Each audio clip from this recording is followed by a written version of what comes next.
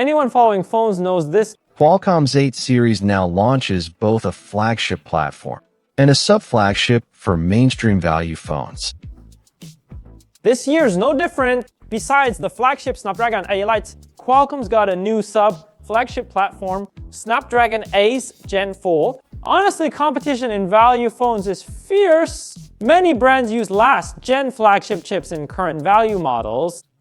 Lots of Snapdragon 8 Gen 3 and Dimensity 9300 phones are now under 2,000 yuan.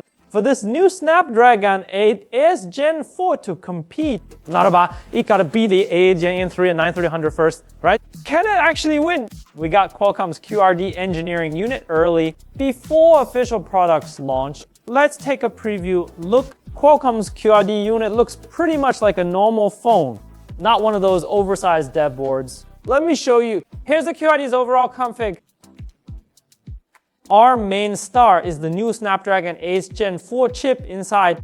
The 8 Gen 4 CPU didn't switch to custom architecture like 8 Elite. It still uses standard ARM CPU design, but it's quite different from 8 Gen 3.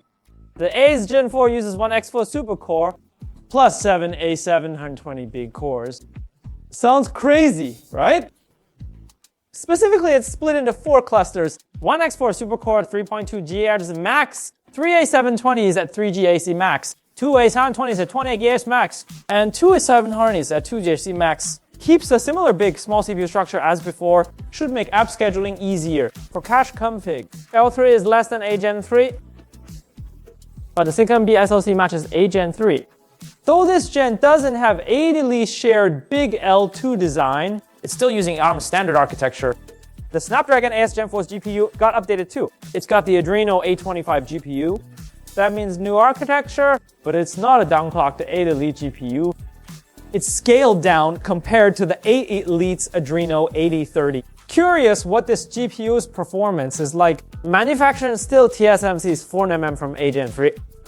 Didn't upgrade to 3nm like the 8 Elite. Expected for a mid-tier chip though. Enough talk, let's run the efficiency curves.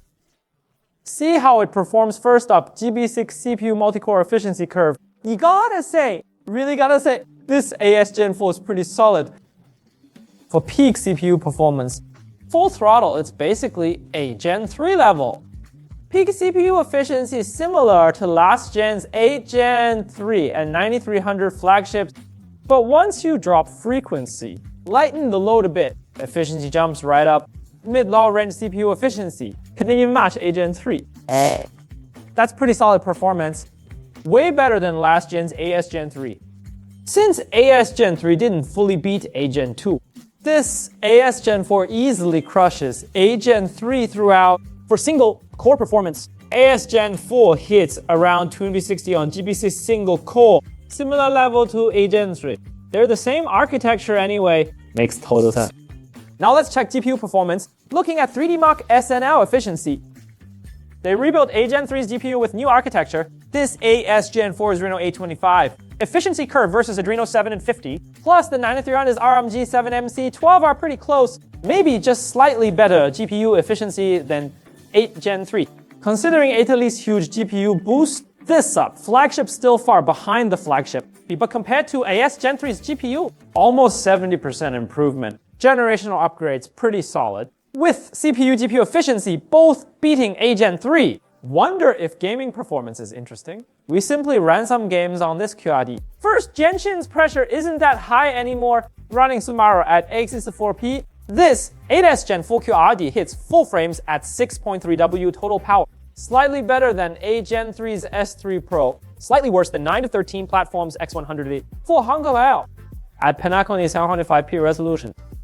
8 Gen 4 averages a 51.55 bus for 30 minutes. 7W total. QRD is tuned pretty high, so frame rates are slightly higher than X100 and A3 Pro, but with better scheduling, QRD screen power consumption is also higher, so overall efficiency is about the same as last gen flagships, finally at 720p resolution. This machine averaged 50.1 frames over 30 minutes, 4W total power consumption, 7.4W. This efficiency is still similar to 8 Gen 3 and 9300 models. Quick preview of Snapdragon 8 Gi4's performance and efficiency since the QRD. XP doesn't represent any actual production models. It's just a chip capability reference. So for battery life and stress tests, we won't run those on QRD. Also note engineering units may differ from production models. Real performance rankings, we'll have to wait for production units. Then we'll take another look based on QRD's performance alone. The Snapdragon AS Gen 4 is basically targeting last gen's flagship A Gen 3 position. I think competitiveness depends on final product pricing.